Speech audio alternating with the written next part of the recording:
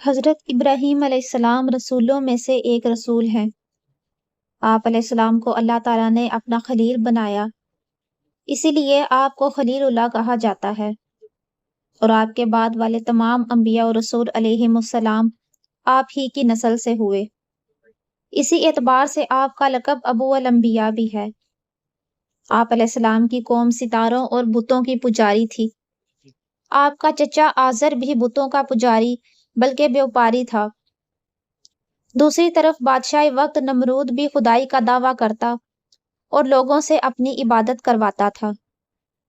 آپ علیہ السلام نے چچا اور قوم کو تبلیغ و نصیحت فرمائی اور بہت خوبصورت اور آسان فہم دلائل سے سمجھایا کہ اللہ ہی معبود اور خالق و قادر ہے، جبکہ بت بے بس و لاچار ہیں۔ ان کی بے بسی ظاہر کرنے کے لیے ایک مرتبہ آپ علیہ السلام نے بتوں کے ٹکڑے ٹکڑے بھی کیے۔ قرآن و حدیث اور دیگر کتابوں میں حضرت ابراہیم علیہ السلام کی سیرت پاک کا تفصیلی ذکر موجود ہے۔ آپ علیہ السلام کا اجمالی ذکر قرآن کریم کی متعدد صورتوں میں اور تفصیلی ذکر 13 صورتوں میں آیا ہے۔ آپ کا مشہور نام ابراہیم ہے، جو آب الرحیم سے بنا ہے، جس کے معنی ہے مہربان باپ۔ آپ علیہ السلام چونکہ بہت مہربان تھے، جیسا کہ آپ کی سیرت میں اس کی مثالیں بکثرت نظر آتی ہیں، یوں ہی آپ علیہ السلام مہمان نوازی اور رحم و کرم میں مشہور ہیں، اس لیے آپ کو ابراہیم کہا جاتا ہے۔ عہد نامہ قدیم میں مختلف مقامات پر آپ علیہ السلام کا نام ابرام، ابراہم، ابرہم، براہیم اور براہما مذکور ہے۔ یہ تمام الفاظ ابراہیم ہی کی مختلف صورتیں ہیں۔ آپ علیہ السلام کا لقب خلیل اللہ یعنی اللہ کے دوست اور کنیت ابو ذیفان یعنی بہت زیادہ مہمان نوازی فرمانے والے ہیں۔ حضرت ابراہیم علیہ السلام کی ولادت نمرود بن کنعان کے دور حکومت میں عراق کے شہر بابل کے نواحی قصبہ میں ہوئی۔ حضرت ابراہیم علیہ السلام کو اللہ تبارک و تعالیٰ کا جب حکم ہوا کہ خانہ کعبہ کی تعمیر کریں، تو حضرت ابراہیم علیہ السلام نے اللہ تعالیٰ کے حکم سے خانہ کعبہ کی تعمیر شروع کر دی۔ تعمیر کرتے وقت جب خانہ کعبہ کی دیواریں حضرت ابراہیم علیہ السلام کے سر سے اونچی ہو گئیں اور آپ کے لیے مزید پتھر لگانا مشکل ہو گیا، تو اس وقت حضرت ابراہیم کے ایک معجزے کا نزول ہوا، جو کہ ایک پتھر کی شکل میں تھا، جس کو آج مقام ابراہیم کہا جاتا ہے۔ یہ ایک مقدس پتھر ہے جو کعبہ شریف سے چند گز کی دوری پر رکھا ہوا ہے۔ یہ وہی پتھر ہے کہ جب حضرت ابراہیم علیہ السلام کعبہ کی تعمیر فرما رہے تھے اور جب دیواریں سر سے اونچی ہو گئیں، تو اس پتھر پر کھڑے ہو کر آپ علیہ السلام نے کعبہ شریف کی دیواروں کی تعمیر کو مکمل فرمایا۔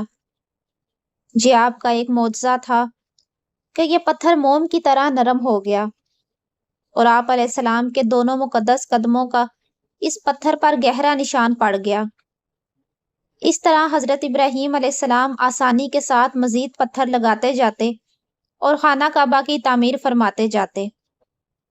آپ علیہ السلام کے قدموں کے مبارک نشان کی بدولت اس پتھر کی فضیلت اور عظمت میں اس طرح چار چاند لگ گئے کہ اللہ تعالیٰ نے اپنی کتاب قرآن مجید میں 2 جگہ اس کی عظمت کا خطبہ ارشاد فرمایا، جس کا ترجمہ ہے، یعنی کعبہ میں خدا کی بہت سی روشن اور کھلی ہوئی نشانیاں ہیں، اور ان نشانیوں میں سے ایک بڑی نشانی مقام ابراہیم ہے۔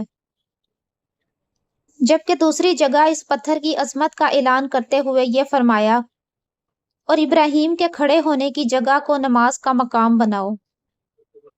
4000 برس کے طویل زمانے سے اس بابرکت پتھر پر حضرت ابراہیم علیہ السلام کے مبارک قدموں کے نشان موجود ہیں۔ اس طویل مدت سے یہ پتھر کھلے آسمان کے نیچے زمین پر رکھا ہوا ہے۔ ان 4000 سالوں میں اس پر کئی برساتیں گزریں، ہزاروں آندھیوں کے جھونکے اس سے ٹکرائے، کئی دفعہ حرم کعبہ میں پہاڑی نالوں سے برسات میں سیلاب آیا، اور یہ مقدس پتھر سیلاب کے تیز دھاروں میں ڈوبا رہا، مگر اس کے باوجود آج تک حضرت ابراہیم علیہ السلام کے قدم مبارک کے نشان اس پتھر پر موجود ہیں، جو بلا شبہ حضرت ابراہیم علیہ السلام کا ایک بہت ہی بڑا اور نہایت ہی عظیم معجزہ ہے۔ اور یقیناً یہ پتھر اللہ کی آیات اور کھلی ہوئی نشانیوں میں سے ایک بہت بڑی نشانی ہے۔ اس کی شان کا یہ عظیم الشان نشان ہر مسلمان کے لیے بہت بڑی نصیحت کا سامان ہے کہ اللہ تعالیٰ نے تمام مسلمانوں کو حکم دیا کہ تم لوگ میرے مقدس گھر خانہ کعبہ کے طواف کے بعد اس پتھر کے پاس 2 رکعت ادا کرو۔